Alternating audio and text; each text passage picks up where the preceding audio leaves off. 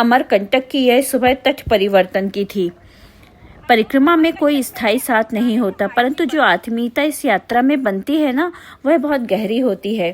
तो अमरकंटक में वैसा ही एक पुनर्मिलन हुआ। आदरणीय बलराम भैया, गोपी भैया, दिलीप जी, विनोद, सविता जी और आदरणीय राजकुमार गुप्ता जी से पुनः भेंट हुई और मन प्रसन्न हो गया मिलकर, क्योंकि हम पहले की यात्रा में साथ थे और हमने साथ ही जहाज में संगम, नर्मदा संगम पार किया था।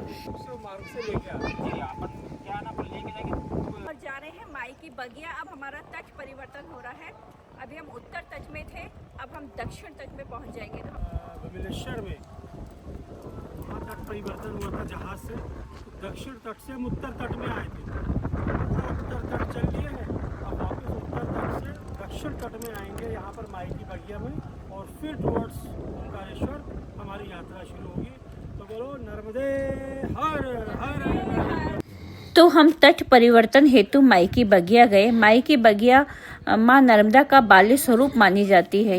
यहाँ पर तट परिवर्तन करना अत्यंत शुभ और सिद्धिदायक माना जाता है। यह केवल भौतिक परिवर्तन नहीं है, बल्कि जीवन के एक चक्र से दूसरे चक्र में प्रवेश का प्रतीक भी है। यहाँ वृक्षों की सुंदर हरियाली है, जलधाराओं की मधुर ध्वनि है और गहरी निस्तब्धता है, और ये हमें ऐसा अनुभव कराती है जैसे हम माँ प्रकृति की गोद में वापस लौट आए हों। दक्षिण तट। कौन सी क्लास में पढ़ती हो? तभी एग्जाम हो गए। तो अब आरंभ हो रही थी हमारी जल परिवर्तन की पूजा। तो नर्मदा उद्गम मंदिर वह पावन स्थल है जहां मां नर्मदा का प्राकट्य माना जाता है। अमरकंटक की पर्वत श्रृंखलाओं के बीच स्थित यह मंदिर न केवल एक तीर्थ है, बल्कि नर्मदा परिक्रमा का हृदय भी है। और कहा जाता है यहीं शिव ने तपस्या की थी और यहीं मां नर्मदा बाल्य रूप में अपनी क्रीड़ा करती थी।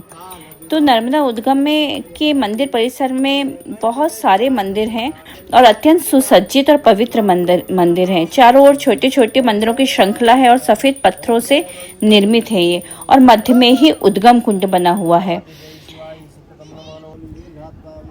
तो इस छोटे गोलाकार चौकोर जलाशय के सामने, अर्थात इस उद्गम कुंड के सामने हमने बैठकर पूजा की, मां नर्मदा की आराधना की। परिक्रमा उठाते समय जो जल साथ में रखा जाता है, वही जल पुनः उद्गम कुंड में अर्पित किया जाता है और ताजा जल फिर भरा जाता है। तो जो जल पूरी यात्रा में साथ रखा था, उसे श्रद्धा से हमने उद्गम कुंड में अर्पित किया। यह पूर्णता और समर्पण का प्रतीक होता है। ये उद्गम का जल हम भर रहे हैं अपने सब कॉलोनी वासियों के लिए। सारे सांझ भाई मंदिर में डूब चलो दिन, डूब चलो दिन, माई डूब चलो दिन, डूब चलो दिन, माई डूब चलो दिन। फिर हम अमरकंटक से आगे की यात्रा की ओर बढ़े महाराजपुर। तो महाराजपुर जाते समय रास्ते में बिछिया में हमें एक काका जी मिले, जिनसे हमने आगे का पता पूछा। तो उन्होंने बहुत आत्मीयता से हमें पता बताया और फिर उनने बताया कि उनकी भी इच्छा थी नर्मदा परिक्रमा करने की, और उनके 32 साल के बेटे की अकस्मात मृत्यु हो गई और वे ये परिक्रमा नहीं कर पाए। तो उन्होंने हमें 101 रुपये दिए प्रसाद चढ़ाने के लिए, और हमने बहुत ही आदर सहित उनसे वो राशि लेकर फिर उनके नाम से हमने अगरबत्तियां लगाई जहां भी रुके और प्रसाद चढ़ाया। और इस तरह हम अपनी यात्रा करते हुए महाराजपुर पहुंचे और वहां हमने रात्रि विश्राम किया।